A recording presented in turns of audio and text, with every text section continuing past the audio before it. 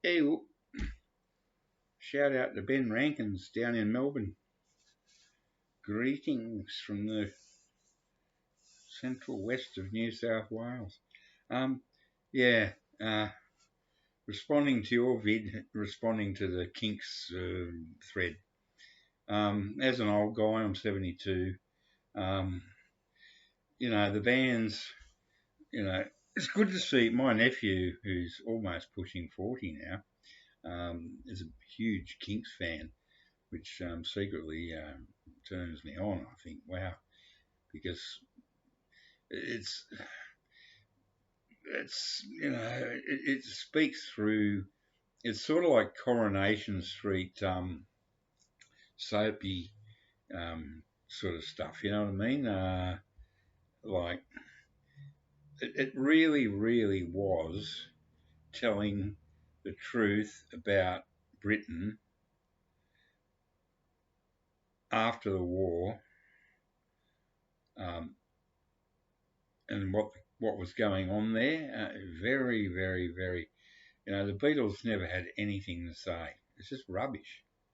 I want to hold your hand, love me do, please me, yellow submarine, obadi obada.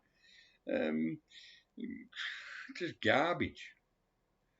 The Stones, um, just third-rate so-called R&B band.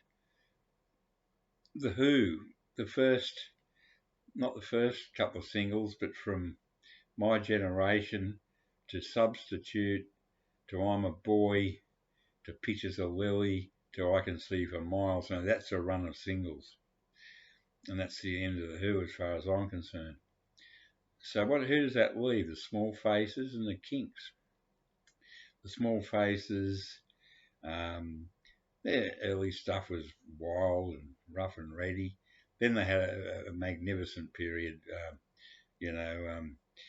Afterglow, Tin Soldier, oh God, Yes Lazy Sunday, just man, Here Comes the Nice.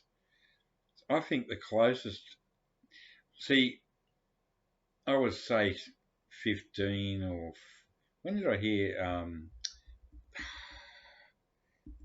You Really Got Me? That was 64. I was 13. And you cannot imagine how radical that single was at the time. I mean, unbelievable. Even through a tinny AM plastic radio, transistor, I should say, or radio if you're lucky. That was just like what that was pure. That was going back to Link Ray and back to the good shit, the rockers in the 50s out of the USA, and it was radical. But then the follow-up was far superior, All Day and All of the Night. It's the same sort of riff, but just beefed up. And then to top it off, they did the next one was called Till the End of the Day, which is basically the same sort of riff again, but even better again. But that's when they dropped that, and it was about time because if they went one more after that, people would go, "Oh, cool, what are you doing?" But then they came up with A Well-Respected Man, which was sort of in Bob Dylan type territory, lyrically sarcastic, but point. Bob Dylan's always been a poser. Sorry, I hate to say it, but he there's no depth to him. But Ray Davies was really.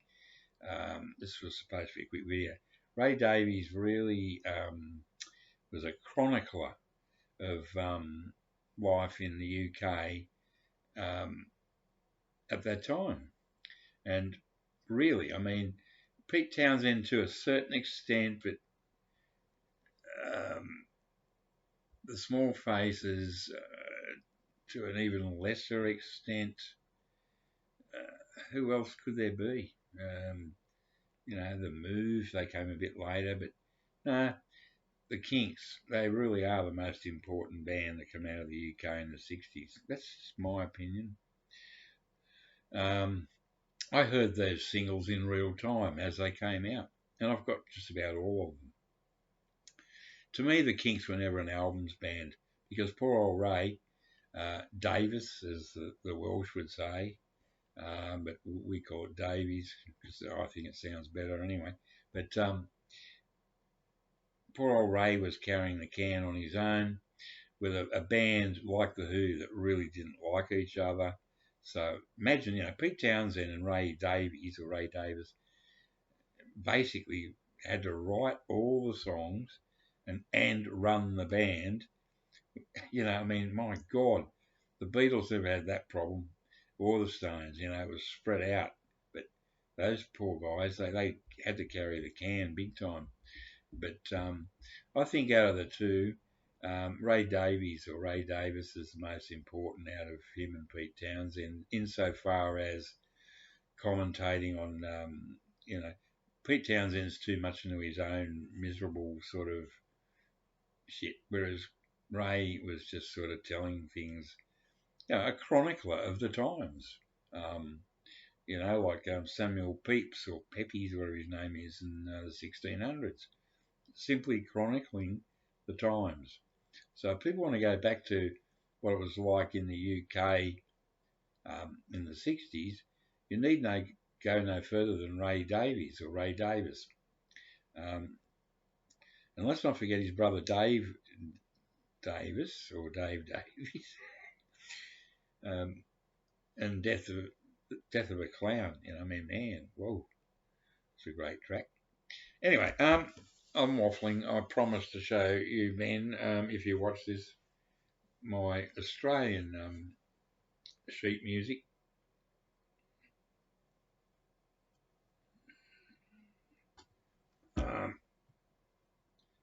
What's it say? Sample only, not for sale. Recorded by the KINKS on Astor. As a Melbourneite, I'm sure you know Astor was a huge record label in Australia. Distributed in New Zealand by Belkis Music Limited, Wakefield Street, Wellington, New Zealand, or Belinda Music Australia, 3rd floor, McDonald House, 321 Pitt Street, Sydney. Guitar, 35 cents. So this album came out in 66. Single, that's when decimal currency came in Australia. So they had to put in brackets, 35 cents, in brackets, 3 shillings and sixpence. In brackets, so you had the two, guitar arrangement. Sunny Afternoon by Ray Davies, recorded by the Kinks on Astor. Now, I put in a bid on auction for an original UK sheet music of this, my favourite Kinks tune. I'm not saying it's their best, it's just my favourite. Waterloo Sunset is superior sonically, but it's just something about the lyrics. My memory of hearing this, I was 15, I was playing tennis, tennis lessons, and I just heard it on a beautiful sunny, wasn't an afternoon, it was a sunny morning, just playing tennis, which I didn't like. I was just more into squash. But just remember hearing it on a little radio just slightly in the distance. I thought, wow, that is great. Anyway, I put in a bid on auction for this, a UK one. It's much better looking than that. It's black and orange. Looks really good, but it had a horrendous coffee stain on it, so I didn't bid for it. So there's my Aussie sunny afternoon sheet music, and as an old guy that lived through,